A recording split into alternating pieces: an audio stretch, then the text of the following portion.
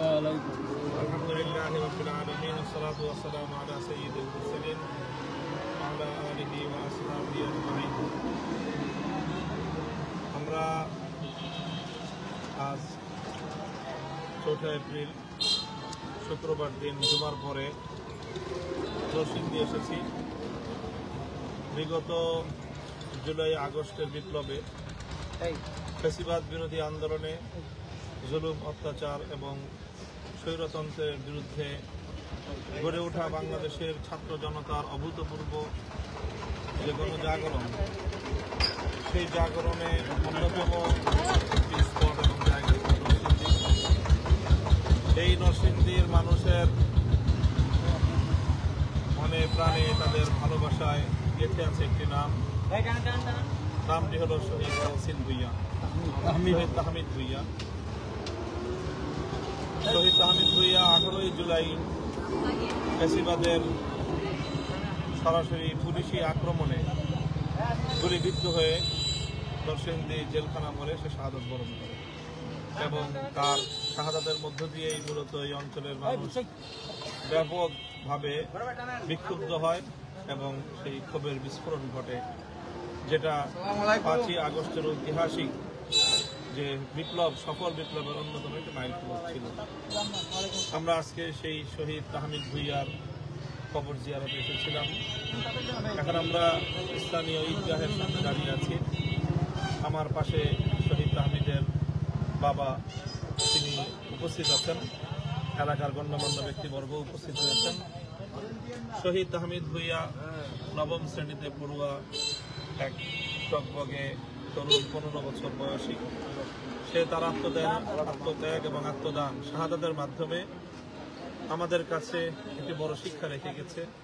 আগামী প্রজন্মের তরুণদের জন্য সে অন্যতম অনুপ্রেরণা হিসেবে কাজ করবে। ইতিমধ্যে জুলাই বিপ্লবের স্মৃতি সংরক্ষণের যে রাষ্ট্রীয় উদ্যোগ, সেই উদ্যোগের মাধ্যমে শহীদ তাহমিদকে আমরা ইতিমধ্যে যতটুকু জেনেছি যে বাংলাদেশের জাতীয় পাঠ্যপুস্তকের 7ম শ্রেণীর পাঠ্যপুস্তকে তার ইতিহাস এবং তার আলোচনা সেখানে অন্তর্ভুক্ত হয়েছে। এলাকার মানুষের প্রত্যাশা এবং আকাঙ্ক্ষা আরও রয়েছে এবং তারা চায় যে শহীদ তাহমিদকে শুধুমাত্র আলোচনার মাধ্যমেই নয়, বরং তাকে কেন্দ্র করে এখানে আরও কিছু গঠনমূলক কোনো প্রতিষ্ঠান গড়ে ওঠে, কোনো মাদ্রাসা, কোনো শিক্ষা প্রতিষ্ঠান, এই ধরনের কোনো উদ্যোগ এলাকা মানুষের পক্ষ থেকে গ্রহণ করা হবে। আমরা আলেম সমাজের পক্ষ থেকে, হেফাজত ইসলামের পক্ষ থেকে, বাংলাদেশ খেলাফত মজলিসের পক্ষ থেকে আমরা সর্বাত্মক সহযোগিতা করার প্রতিশ্রুতি দিচ্ছি এবং এই অঞ্চলের যারা মানুষ রয়েছেন তাদের সকলের প্রতি আমি উদাত্ত আহ্বান রাখছি যে আপনারা আপনাদের এই এলাকার কৃতি সন্তান, বীর সন্তান, আপনাদের আগামী প্রজন্মের অন্যতম অনুপ্রেরণার উৎস এই শহীদ তাহমিদকে নতুন প্রজন্মের সামনে তুলে ধরবার এই উদ্যোগকে আপনারা বাস্তবায়িত করার ক্ষেত্রে অগ্রণী ভূমিকা রাখবেন।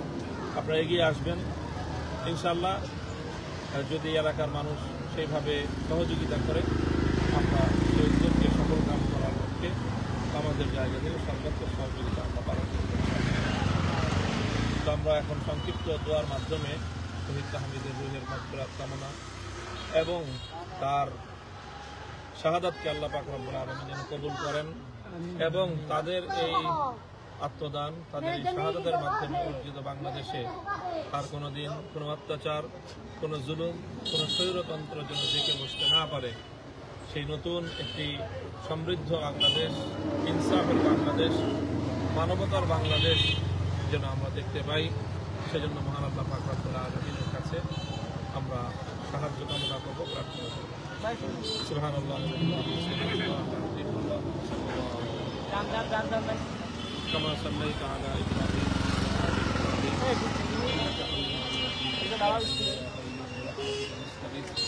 إله العالمين رب العالمين। আমাদের এই কচি সন্তান, মায়ের বাবার আদরের কলিজার টুকরা, আল্লাহ আপনি নিয়ে গেছেন মানুষের, তার শাহাদাতের মাধ্যমে বাংলাদেশের মানুষ মুক্তি লাভ করেছে। এদেশের মানুষ জুলুম, অত্যাচার, গুমের হাত রেহাই পেয়েছে। আল্লাহ এটা আমাদের সান্ত্বনা, তার বাবার সান্ত্বনা, তার মায়ের সান্ত্বনা। আল্লাহ এছাড়াও মা এবং তার পরিবার পরিজনকে হায় আল্লাহ দুনিয়া এবং আখিরাতে উত্তম বিনিময় দান করুন। তাদেরকে ধৈর্য ধারণ করার তৌফিক দান করুন। সন্তান হারানোর যে বেদনা, হায় আল্লাহ এই বেদনা একমাত্র আপনি পোষণ করতে পারেন। হায় আল্লাহ কিভাবে আপনি পারেন সেটা আপনি ভালো জানেন। আপনি কুদরতের মালিক। ইলাহুল আলামিন রব্বুল আলামিন শহীদ তাহমিদ ভূঁইয়া সহ বাংলাদেশের সহস্রাধিক সকল শহীদি পরিবারগুলোকে হায় আল্লাহ আপনি তাদের সহায় হন। আপনি তাদেরকে সান্ত্বনার ব্যবস্থা করুন।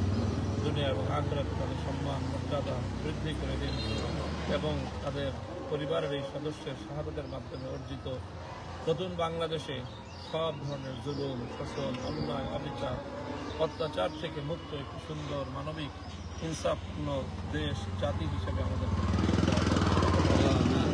আল্লাহ যারা এই ঘাতক হত্যার সঙ্গে যারা জড়িত তাদের উপযুক্ত বিচারের মাধ্যমে বিশ্ব দরবারে যেন আমরা একটি উত্তম দৃষ্টান্ত স্থাপন করতে পারি।